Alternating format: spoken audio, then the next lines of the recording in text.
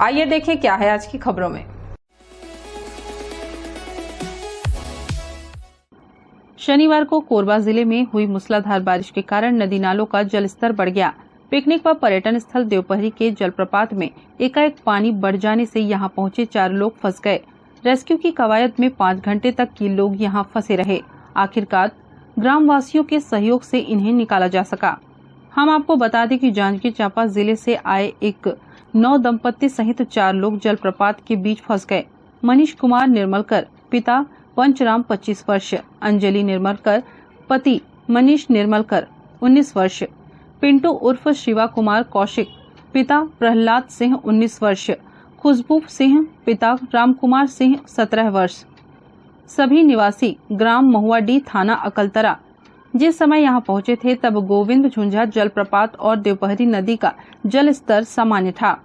उत्सुकतावश जलप्रपात को नजदीक से देखने के लिए ये लोग बीच में चले गए। थोड़ा और आगे बढ़कर पत्थरों पर खड़े होकर नजारा देख रहे थे कि मूसलाधार बारिश के कारण लेमरू और अरेतरा से होकर पानी का बहाव जलप्रपात में समाहित हुआ और इसके साथ ही जलप्रपात का जलस्तर बढ़ने से समस्या उत्पन्न हो गई। वे सभी व्यू पॉइंट के ऊपर छत पर चढ़ गए। इसकी जानकारी होते ही लेमरू थाना प्रभारी एसआई कृष्णा साहू मौके पर पहुंचे। दोपहर लगभग 3:30 बजे से यहां फंसे 4 लोगों को 5 घंटे बाद सफल रेस्क्यू कर निकाला जा सका। उफंती नदी के दोनों किनारों पर रस्सा बांधकर 4 लोगों को सहारा देते हुए इस पार लाया गया।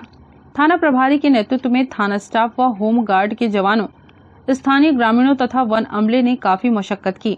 स्थानीय ग्रामीणों का विशेष सहयोग इस रेस्क्यू अभियान में रहा। 4 युवक युवतियों को सुरक्षित निकाल लेने के बाद लोगों सहित फंसे हुए युवक युवतियों के परिजनों ने राहत की सांस ली। 4 पर्यटक आज लेमरू स्थित देवपहरी वाटरफॉल में घूमने आए हुए थे। अचानक वाटरफॉल में पानी के लेवल बढ़ जाने से सभी लोग वाटरफॉल के बीच में फंस गए थे। जिसकी सूचना मिलने पर तत्काल लेमरू पुलिस मौके पर पहुंची और इसकी सूचना कलेक्टर महोदय और एसपी महोदय कोरबा को दिया गया। और जिला कोरबा से होमगार्ड की टीम, फॉरेस्ट की टीम को वरिष्ठ अधिकारियों के द्वारा भेजा गया। स्थानीय ग्रामीणों के सहयोग से और होमगार्ड, फॉरेस्ट और थाना लेमरू की टीम द्वारा करीब 5 घंटे के रेस्क्यू के बाद सभी पर्यटकों को सुरक्षित बाहर निकाल लिया गया है। सभी को अपने घर रवाना कर दिया गया है। नमस्ते कोरबा न्यूज के लिए संतोष अग्रवाल के साथ अजय अग्रवाल की रिपोर्ट।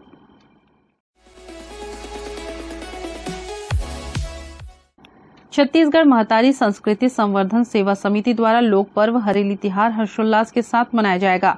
समिति के द्वारा 18 वर्ष से लोक पर्व को मनाया जा रहा है। वहीं इस वर्ष भी छत्तीसगढ़ महतारी मंदिर प्रांगण दर्री रोड में 17 जुलाई को सुबह 10 बजे से कार्यक्रम आयोजित है। इंडियन कॉफी हाउस टीपी नगर में आयोजित प्रेस वार्ता के दौरान छत्तीसगढ़ महतारी संस्कृति एवं सेवा समिति के मोहन सिंह प्रधान, प्रदेश अध्यक्ष प्यारेलाल चौधरी, प्रदेश महासचिव हरिश्चंद्र निषाद, वरिष्ठ संरक्षक UR महिलांगे ने उक्त जानकारी दी। उन्होंने बताया कि छत्तीसगढ़ी लोक पर्व पर छत्तीसगढ़ महतारी और खेती किसानी के औजारों की पूजा अर्चना की जाएगी। छत्तीसगढ़ी पारंपरिक व्यंजन अरसा, बरा, कुर्मी, ठेठरी का प्रसाद चढ़ाया जाएगा। इसके अलावा गेड़ी दौड़, नारियल फेंक, फुगड़ी प्रतियोगिता भी आयोजित की गई है। छत्तीसगढ़ी संस्कृति की कला लहर गंगा की मनमोहक प्रस्तुति पुराणिक साहू धनेली दुर्ग द्वारा दी जाएगी। कार्यक्रम में महाभंडारा का आयोजन किया गया है, जिसमें नगरजनों से उपस्थित होकर प्रसाद ग्रहण करने का आग्रह किया गया है। सबसे पहली तो पूरा जिलावासी मनला, पूरा प्रदेश के मनला हरेली महालोक पर्व के बहुत बहुत गाढ़ा गाढ़ा बधाई। और इस साल छत्तीसगढ़ महतारी मंदिर दर्री रोड में पूर्व के भांति ही पूरी तैयारी है। गेड़ी दौड़, फुगड़ी, नारियल फेंक और ओकर बाद लोक लहर गंगा के जो राज्य स्तर पर और राष्ट्रीय स्तर पर जिला एक पहचान मिले हैं पुरानिक साहू जी के, उकर कार्यक्रम है।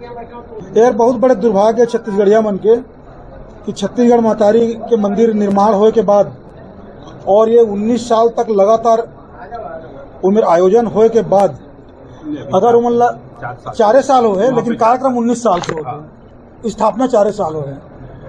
ओकर बाद भी अगर अनभिज्ञ हैं तो आप सोच लेवा कि वो छत्तीसगढ़िया मन अपन महतारी से कतका आस्था रखते हैं। बड़ा दुर्भाग्य की बात है। दूसरी बात है प्रचार लगातार आप मन तो मीडिया में, पेपर में, डिजिटल मीडिया में देते हैं, लगातार हम कोई न कोई कार्यक्रम करत हैं, कहीं न कहीं पर चूक तो होते, तो वो चूक ला बिल्कुल हम समझ के बिल्कुल पूरा इदारी कंप्लीट करबो कि का चीज होते कि आदमी ये चीज जान नहीं सकते। दूसरी बात है शहर के अंदर में हम निगम से भी मांग कर रहे हैं कि दिशा सूचक में छत्तीसगढ़ महतारी के नाम जरूर लिखा मंदिर के कि ये मेरी स्थापित है करके। वो चूक हो है अगर वह शहर के अंदर में लग जाए तो स्वाभाविक है कि सब अपने आप जानकारी हो जाए।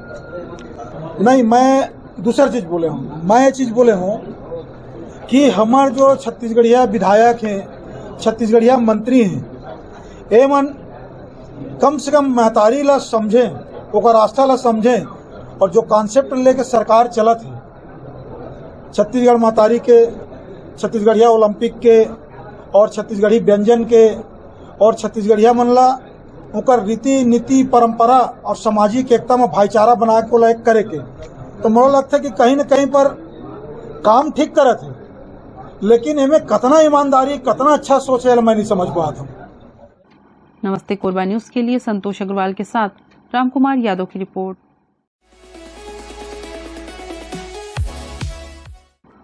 SECL employees co operative society द्वारा सीनियर रिक्रिएशन क्लब SECL में वार्षिक आम सभा एवं सम्मान समारोह का आयोजन हुआ।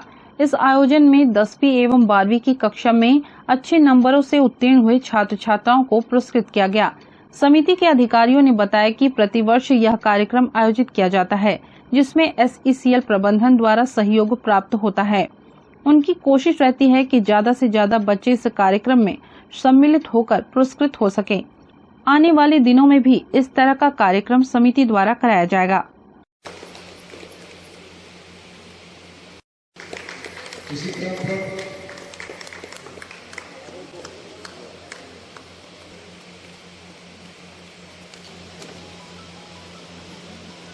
तालीम लेकर के हमारे मुख्य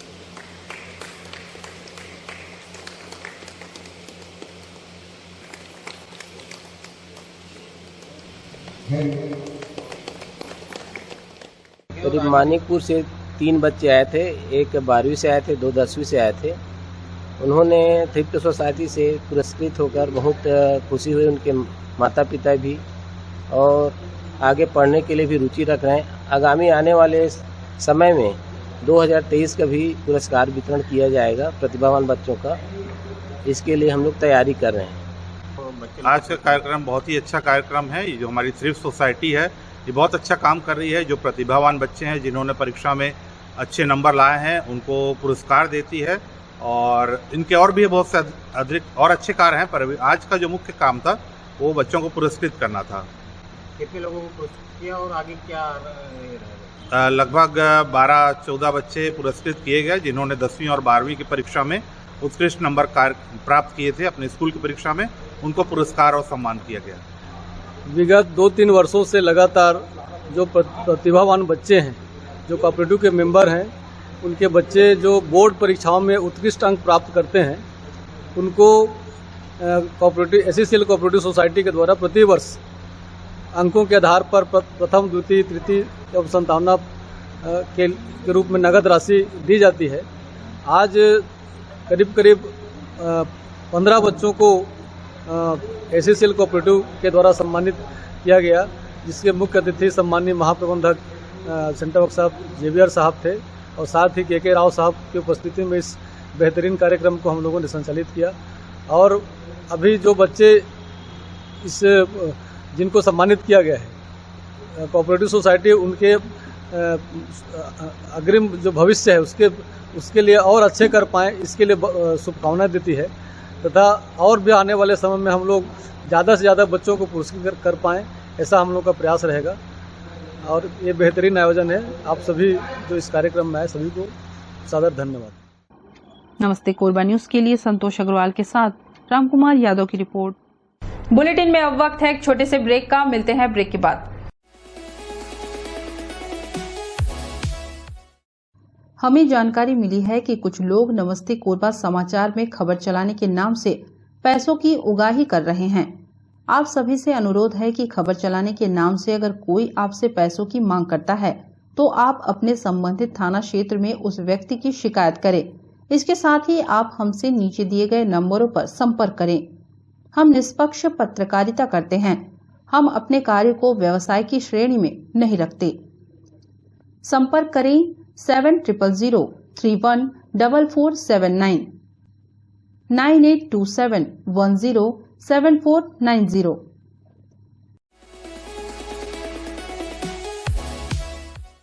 कोरबा में एक ट्रांसजेंडर अपने बेबाकपन की वजह से चर्चा में है। दरअसल रविंद्र उर्फ रवीना को यह बात बोलने, कहने, बताने या फिर खुलकर सामने आने में जरा भी झिझक नहीं है कि वो एक ट्रांसजेंडर है। उनको इस बात पर गर्व है कि वो भी भारत की एक शिक्षित और जागरूक नौजवान है। छोटी उम्र से मुश्किलें देखी तो सामाजिक आर्थिक कठिनाइयों से खुलकर लड़ा।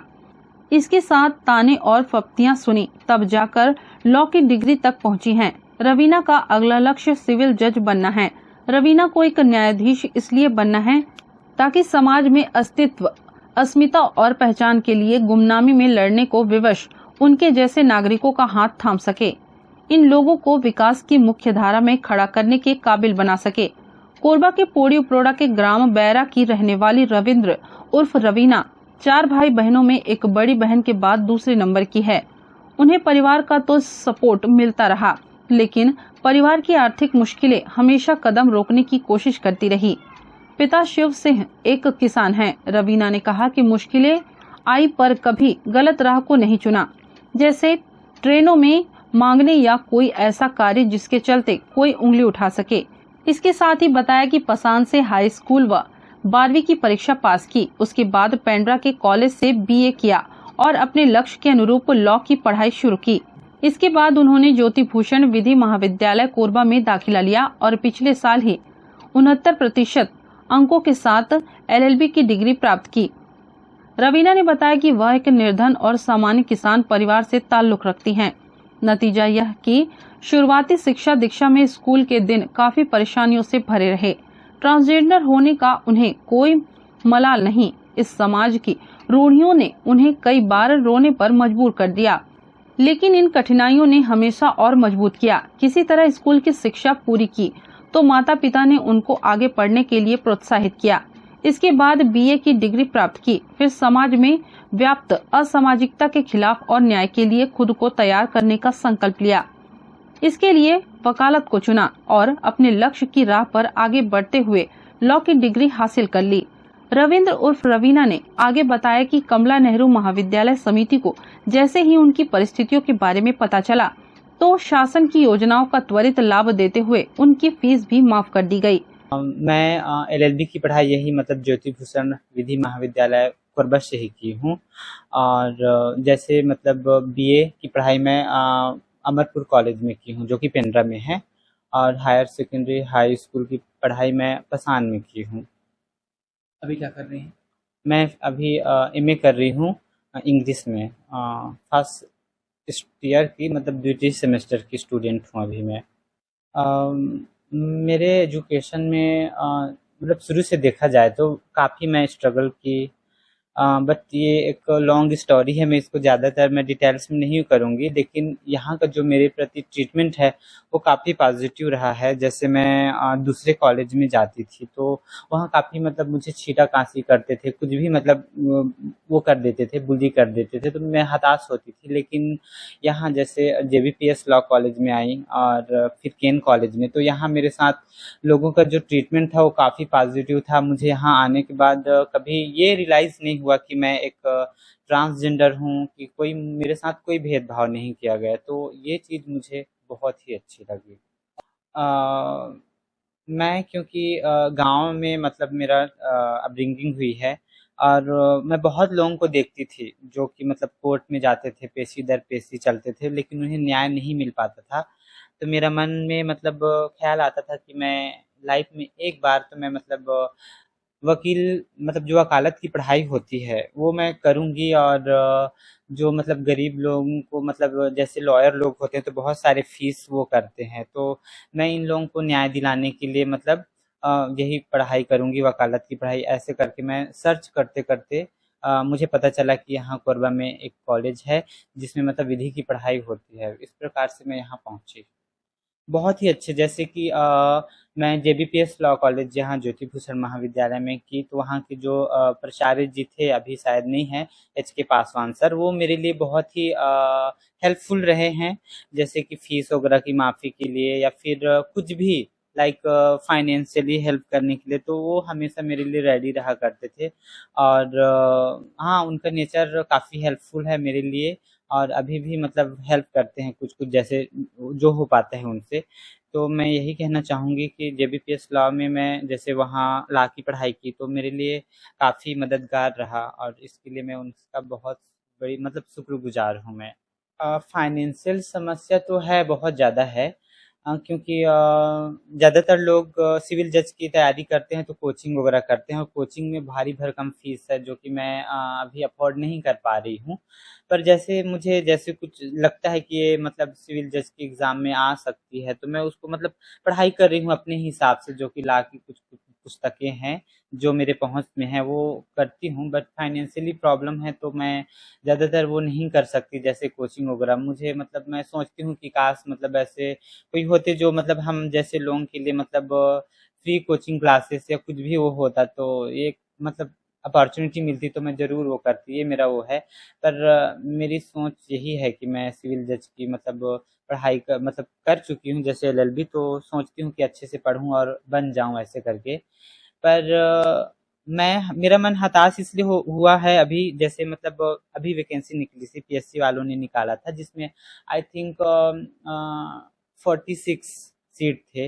तो मैं उसमें फॉर्म अप्लाई करने के लिए गई, तो उसमें मतलब फीमेल और मेल का मतलब कॉलम था, उसमें ट्रांसजेंडर का कोई कॉलम नहीं था। हालांकि मैं उसमें फीमेल के ही एज अ फीमेल मैं उसमें पार्टिसिपेट की थी एग्ज़ाम के लिए। तो मुझे मतलब थोड़ा दुख हुआ कि हम लोगों के लिए मैं इतनी मेहनत कर रही हूँ फिर भी मतलब कोई कॉलम नहीं दे रहे हैं, क्यों? और फिर कोई सीट भी नहीं, तो मुझे ना मन में खीज होता है कि मैं इतना पढ़ाई कहीं मैं फालतू तो नहीं की हूँ, इस टाइप से मुझे लगता है। यही कि मैं निष्पक्ष न्याय कर सकूं और लोगों की ज़्यादा से ज़्यादा हेल्प कर सकूं। और जैसे मेरी और भी मतलब जो सहेलियां हैं जो पढ़ी लिखी हुई हैं, जो पढ़े लिखे होते हुए भी मतलब ट्रेन लाइन में है, और फिर ऐसे मतलब एक तरह से मैं खुल के ही बोलूँगी कि मतलब जिस्म फरोशी करते हैं क्योंकि उनकी मजबूरियां हैं। तो मैं उन लोगों को बताना चाहूँगी कि हम लोग भी मतलब पढ़ लिख के ना बहुत कुछ कर सकते हैं, हमें ये सब करने की ज़रूरत नहीं है, और हम लोग भी सम्मानपूर्वक अपने मम्मी पापा के साथ रह सकते हैं। हम क्यों अपने घर से अलग रहें, हम क्यों मतलब कहीं और रहें, गुरु चेला बनाएं, ये सब तो एक पुरानी मतलब वो है, इसको ख़त्म करके हमें घर में भी अच्छे से रह सकते हैं। ये मैं उनको संदेश देना चाहती हूँ। करना चाहेंगे? देखिए, मैं तो सबसे पहले उनके ट्रांसजेंडर होने के बावजूद ओपनली आकर शिक्षा ग्रहण करने को ही उनकी जिजीविषा को और उनके जज्बे को सलाम करता हूँ।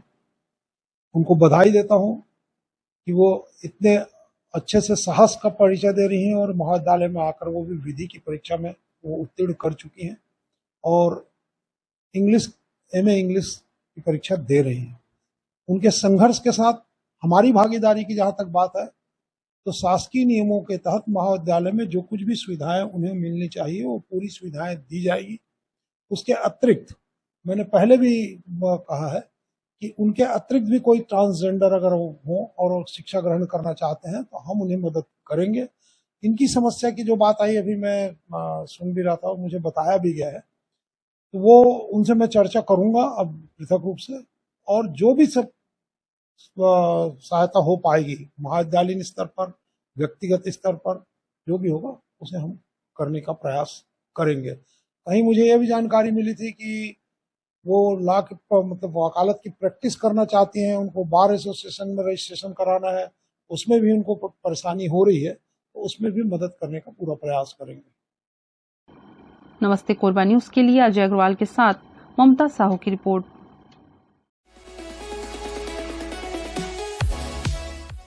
पोड़ी उपरोड़ा अंतर्गत आने वाले ग्राम बिंजरा के ग्रामीण कलेक्टर जनदर्शन में आवेदन लेकर पहुंचे।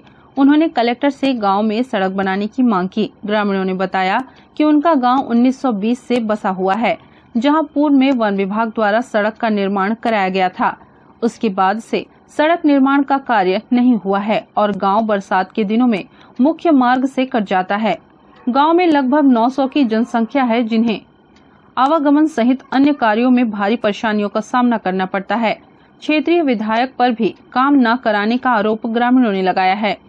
ग्रामीणों ने कहा कि अगर अब भी प्रशासन के द्वारा सड़क निर्माण नहीं कराया जाता है तो आने वाले चुनाव में पूरा गांव वोट नहीं करके चुनाव का बहिष्कार करेगा। ये रोड के बारे में समस्याएं इतना दिन हो गई, 1920 के हमार बसिंदा गांव है, तो आज तक मतलब शासकीय कार्य जो चालू हो इस रोड के बारे में, तो पहली तो वन विभाग वाला वो रोड ला कुछ बनाते रहे, और अब जो शासन के जो लागू हुई हर गांव में हर पंचायत में सुविधा दे है कि एक घर के लिए रोड बन जाते, आवास बन जाते, पानी के सुविधा होते सरकार देते। तो हम तो ये 800-900 के जनसंख्या की आवागमन है पहाड़ क्षेत्र में, तो हम आवेदन दे के आज नेता विधायक मतलब सभी वर्ग के अधिकारी मतलब देते हुए आज तक कोई सुनवाई नहीं होता। हम जाके ये कलेक्टर ऑफिस में जा करके हम कुछ आवेदन दे देखी, सुनवाई हो ही तो हो ही, अब नहीं हो ही तो हम का करबो। तो विधायक से संपर्क करे तो विधायक का बोलते हैं? तो बिल्कुल हो जाएगा। ये बिंझरा से कौआ ताल से रहा रोड तक के आपका रोड हो गया है, ऐसे बोली। हाँ, तो विधायक से चर्चा करेंगे बाद फिर बाद अगर नहीं हुई तो फिर आगे तुम क्या रही आगे नगर की? तो आगे वही हमारे सोच है कि भाई हमने वोट के बारे में निर्णय लिए, पहली रोड उसके बाद वोट। यानी कि अगर रोड नहीं बनी तब तक वोट नहीं देवन, हमारे पहाड़ी क्षेत्र भर के बहिष्कार करिए। कलेक्टर साहब ने आज मिले आ रहे हैं, हाँ, तो देखेंगे पढ़ी तो वही बोलिस की देखेंगे आप जो दिए हो इसके बारे में हम इसको डिस्कस करेंगे, ऐसे बोला था, तो आपको हम बताएंगे ऐसे कह के बोला। नमस्ते कोरबा न्यूज के लिए अजय अग्रवाल के साथ रामकुमार यादव की रिपोर्ट। न्यूज के इस बुलेटिन में बस इतना ही। न्यूज अपडेट के लिए जुड़े रहे हमारे YouTube channel, Facebook, Telegram, Instagram, Twitter को सब्सक्राइब, लाइक, कमेंट करना ना भूले। नमस्कार।